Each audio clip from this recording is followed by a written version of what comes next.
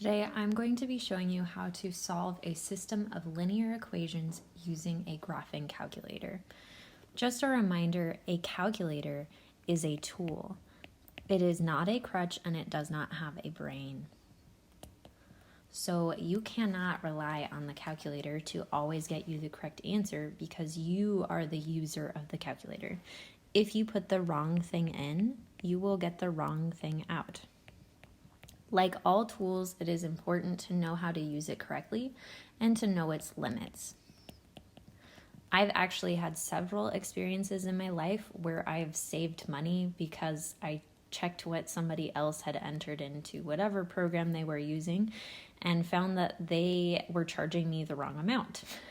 So I would make sure to check what you have put in and to not always trust what a computer program or a graphing calculator gets you.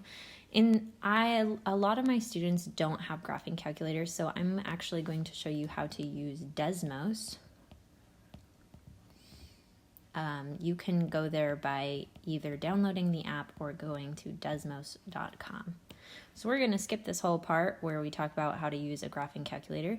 If you have a graphing calculator, I would recommend still learning how to use one because a graphing calculator is often the only thing you can use to graph when you're doing like standardized tests like the SAT and ACT, which you need to get into college, or licensure exams. So I would still do it. So we're going to ignore these instructions, but we're going to graph the equation y equals 2x minus 3. I've graphed my y equals 2x minus 3 over here. I graphed a slope of 2. I know it will go up 2 and right 1 with a slope of 2.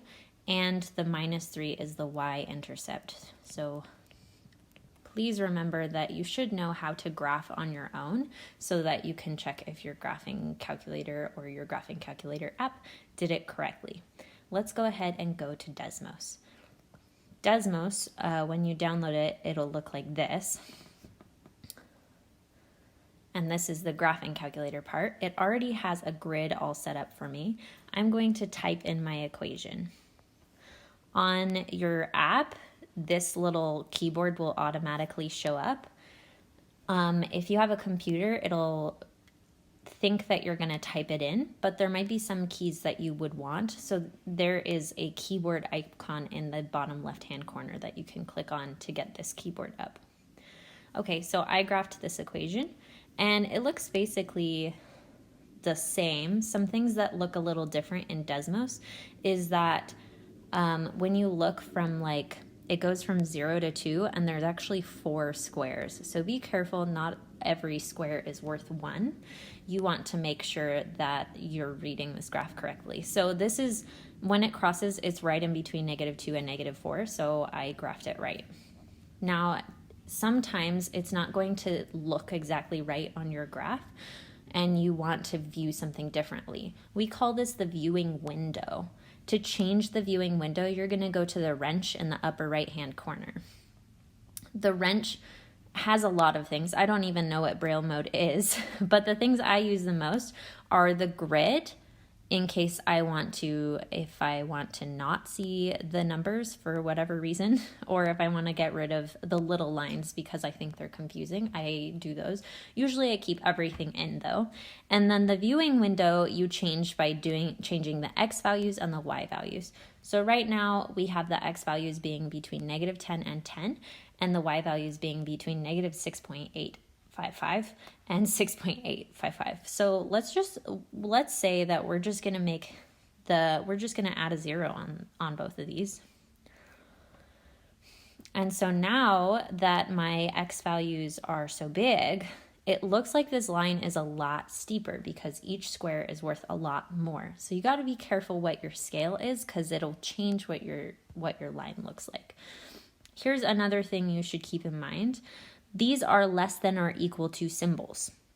So if I put 10 over here, but then I put -10 over here, it can't graph it because that's saying 10 is less than x, which is less than -10. And that's just not ever going to be true. So you always have to put the lower number on the left on this guy. So we're going to go ahead and put that back. So that's how you graph a line in general. we're going to go ahead and graph some systems of equations now. So let's go and look at our systems of equations. Oh, I'm going to show real quick. We already graphed a line in slope-intercept form. I'm actually going to put this in, and I'm going to put it in wrong. I'm going to put it in without the x and see what you think happens that's incorrect. So we had y equals -3. You can just put divide for a fraction, halves x. And then it was plus something. I'm just going to put +2. Now that's correct, but what if I didn't put the x in? Now it's a flat line. So it actually simplified this for you, y equals 0.5, and that's just a flat line, so it's not going to be correct. That's one of the most common mistakes that students make when they're graphing these. Let's go ahead and do a standard form equation. So we have my standard form equation is right here, x minus 2y equals -24. So we're going to go ahead and put that one in. If you are on a graphing calculator, you would have to solve for y to put this one in. Desmos is really handy and it will actually do it for you. So I'm just going to put it as is, x minus 2y equals -24. You might want to solve for y as a check to check your answer. Because even for me, it's really hard to know what this is supposed to look like just by looking at it. And when I have it in y equals mx plus b, it's easier. So let's go ahead and graph x minus 2y equals -24.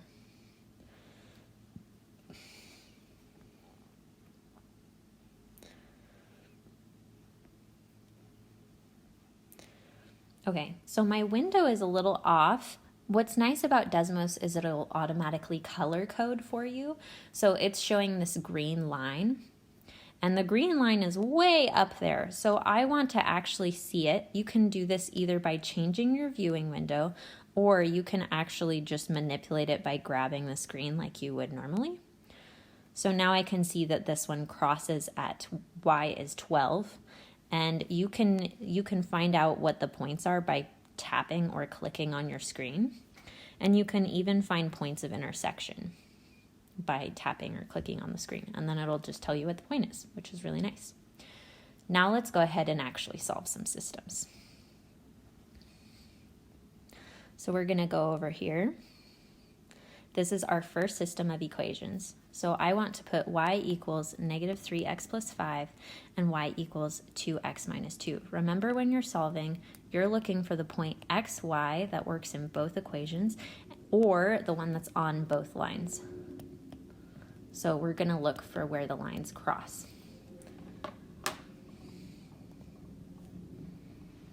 Okay, I'm going to get rid of all these other lines.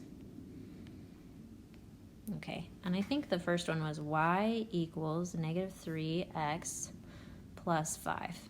Let's go check and make sure to see if I'm right. Yes, now I need y equals 2x minus 2.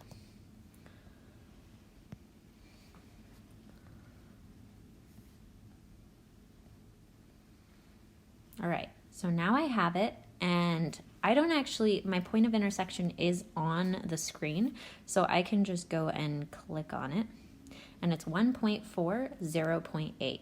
That was so easy.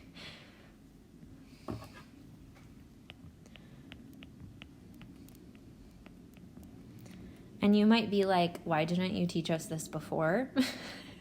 The reason why we learn this after we learn how to graph both lines and see is because then we can more easily recognize if something is wrong. So we're going to go ahead and just check real quick. My -3x plus 5 does look right. It's a very steep negative slope. And my y equals 2x minus 2 looks right as well.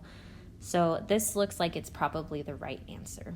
Let's do one last example. So this one's a little trickier because we have to enter in some fractions. Remember, you can do this by entering in divide, or you could do this on your keyboard to get that little fraction bar in there. Okay, y equals 3 halves x plus 1. Always remember to get rid of your other equations so you don't get confused and enter in the wrong point. I've done that before. Equals 3 divided by 2. And if I put x here, it's going to end up in the bottom and it looks super wonky. So make sure that you click away from it and so that it's going to end up being to the side of the whole fraction. 3/2 x, I think it was plus 1. Now I need my other equation. Y equals -1/2 x minus 3. Y equals -1 divided by 2. Click x. I think it's plus 3. Let's make sure. -1/2 minus 3. Ah, see, I would have done it wrong. Minus 3. Okay. So let's make sure these equations are right. I might have done the first one wrong too. Okay, 3x plus 1, -1/2 x minus 3. Okay, we're good. Okay, now we're going to see the point of intersection. It's where the blue and red line intersect, and it's -2, -2. Easy peasy. We're just going to write that down. All right, beautiful. And that is all. Remember that if something asks you to graph, I do want you, if it asks you to graph and actually graph yourself, then I do want you to show the work. But on this assignment, you're going to use the graphing calculator.